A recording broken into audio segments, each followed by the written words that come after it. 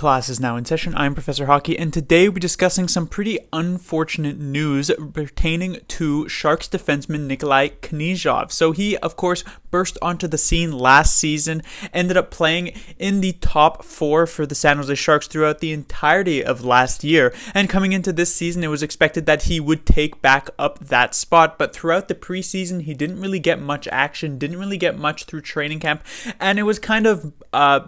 a hidden secret about what exactly Knyzhov was actually dealing with through this preseason. We weren't sure whether or not he was out long term or whether or not he could be returning even for game one of the regular season. But game one has now passed, and in the day after, we have found out that Knyzhov is going to be requiring surgery on the injury that he is dealing with and will be out for just over 2 months at this point, so we would only really be seeing him back in January, about at the halfway mark of this season. So I tweeted out a few days ago that I had this sinking feeling that Knyzhov, we might not be seeing him in a bit, and that does definitely now seem to be the case. The Sharks will have to look for a bit more of a long-term answer on the blue line to replace Knyzhov in that top four. If we take a look at last night's game, it doesn't seem that either Vlasic or Shemek are up to that task, but it does seem as though Jacob Middleton